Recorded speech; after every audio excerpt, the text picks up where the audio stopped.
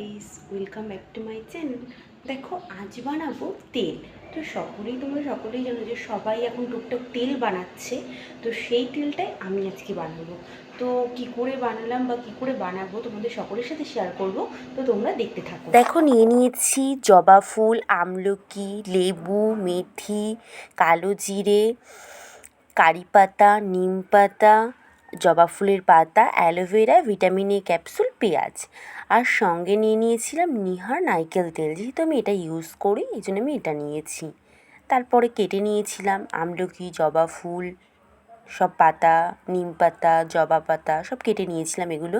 আর মেথি আর কালো জিরে বের করে নিয়েছিলাম যেহেতু প্যাকেটে ছিল। আর ওটা তেল কাপে ঢেলে রেখেছিলাম।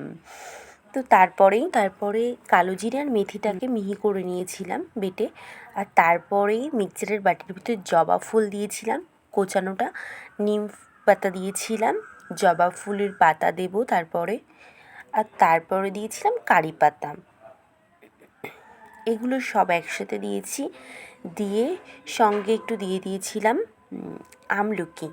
আমলকি খানিকটা দিয়েছিলাম আর কিছুটা রেখে দিয়েছিলাম। তো দিয়ে এটাকে সব একসাথে পেস্ট করে নিয়েছিলাম। দেখো, পেস্ট করে নিয়ে চলে আসবো। এটার সঙ্গে সঙ্গে পেস্টটা করে নিয়ে আসি।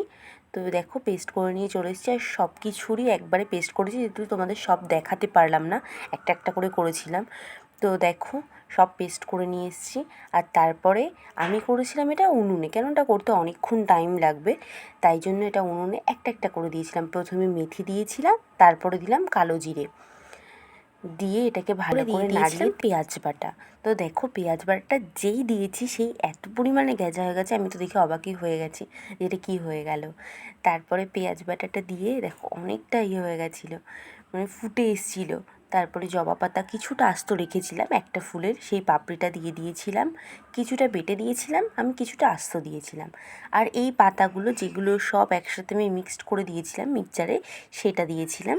আর তারপরে দিয়ে দিলাম অ্যালোভেরা। তারপরে কিছুক্ষণ নাড়িয়ে নিতে হবে। দেখো, আমি কিছুক্ষণ নাড়িয়ে নিচ্ছি, কেননা এতটা মশলা পড়েছে, একটু নাড়িয়ে না দিলে তেলটা সেভাবে বেরাবে না।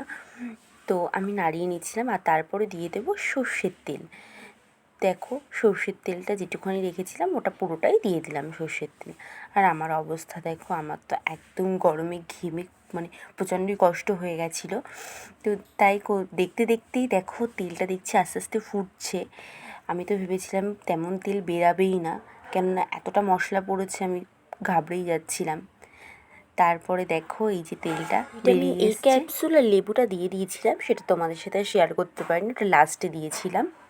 দেখো, আমার 2 বোতল তেল হয়েছে, একটা 200 ml বোতল আর একটা ছোটো বোতল। তো মাঝে মাঝে রোদে দিতে হবে তেলটা।